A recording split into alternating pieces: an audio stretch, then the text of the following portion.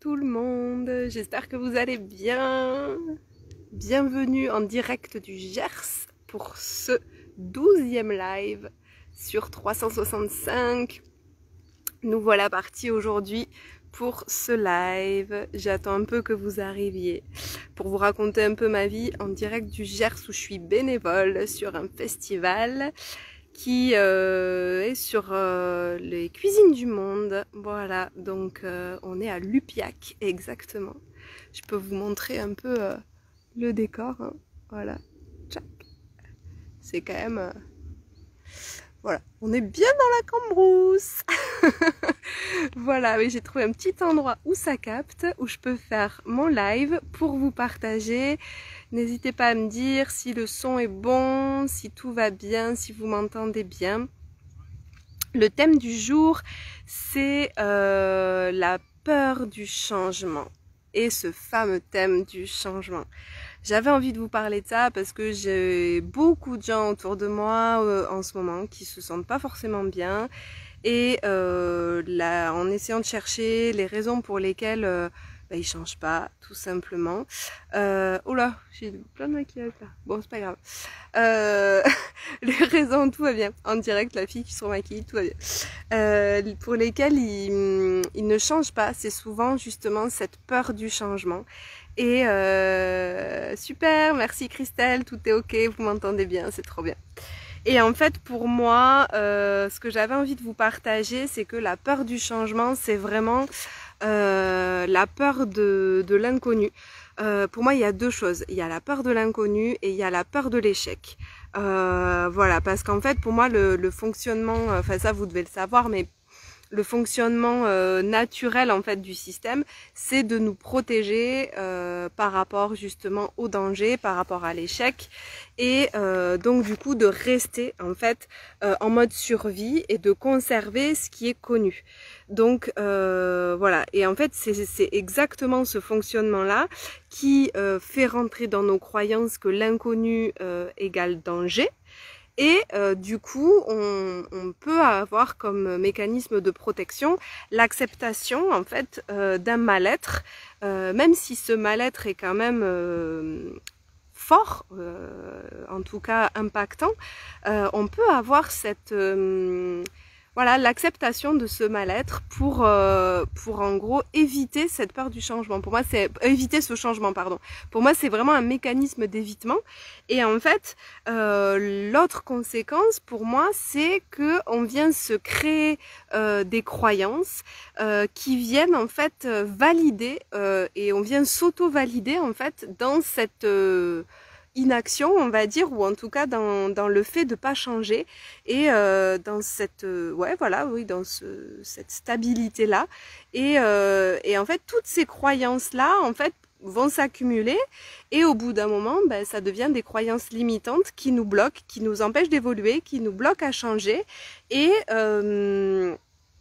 du coup, en fait, le mécanisme pour moi, c'est que on va venir derrière se trouver plein d'excuses, voilà, au-delà de ces croyances-là, hein, voilà, vraiment plein d'excuses. On va rationaliser beaucoup, on va interpréter, on va rejeter la responsabilité sur l'autre. Quoi d'autre? Qu'est-ce que j'avais noté? Oui, on peut se dire aussi que c'est la fatalité, que c'est la malchance. En fait, tout ça, pour moi, ce ne sont que des excuses en lien avec la peur du changement pour ne pas changer, justement. Après, bien sûr, quand je dis changer, c'est l'idée quand même de changer en sachant ce vers quoi on va, ce vers quoi on a envie d'aller. Quoique, en fait, on peut aussi changer. On peut changer d'une part parce qu'on ne veut plus ce qu'on est en train de vivre là, et changer en fait par rejet de la situation actuelle parce qu'elle est trop souffrante. Soit on peut changer parce qu'on a vraiment un but à atteindre et que là du coup ça nous motive à nous dire voilà là clairement j'ai besoin en fait de changer pour atteindre cet objectif-là. Donc en fait pour moi il y a vraiment deux moteurs au changement et quand on a peur en fait de ce changement-là, on vient se créer toutes sortes d'excuses, on rentre dans des automatismes aussi qui viennent nous limiter et voilà. Donc du coup je sais pas si ça vous parle, n'hésitez pas à me dire en commentaire si jamais c'est des choses qui vous parlent, si c'est des choses que vous avez déjà vécues. Moi je vous partage ça parce que autant je le vois autour de moi, autant moi je l'ai vécu pendant longtemps. Moi l'exemple que j'ai envie de vous partager aujourd'hui, c'est vraiment l'exemple de ma situation professionnelle, c'est-à-dire que je suis restée, je calcule 13 ans salariée avant d'oser changer en fait. Et j'étais tellement ouais, j'avais tellement peur de l'inconnu, j'avais ces deux peurs-là, hein, clairement. La peur de l'inconnu parce que je savais pas ce qui m'attendait, je savais pas ce que c'était qu'être entrepreneur, d'être à son compte.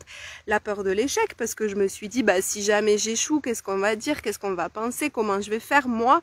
Enfin voilà, j'avais toutes ces croyances-là que j'ai déconstruites petit à petit pour pouvoir oser passer le pas en fait, pour pouvoir oser changer justement de situation professionnelle et dire bah là c'est stop, là ça touche à ma limite et là je n'accepte plus cette situation là et je mets tout en œuvre pour changer.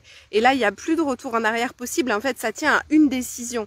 La prise de décision de changer, elle est vraiment elle peut se faire en une seconde. Enfin voilà, c'est il y a un moment, celui d'avant où bah c'est pas ok et du coup on change pas, et le moment d'après où paf on a pris la décision et là on se dit bah non en fait là je peux plus revenir en arrière, là il faut que je change.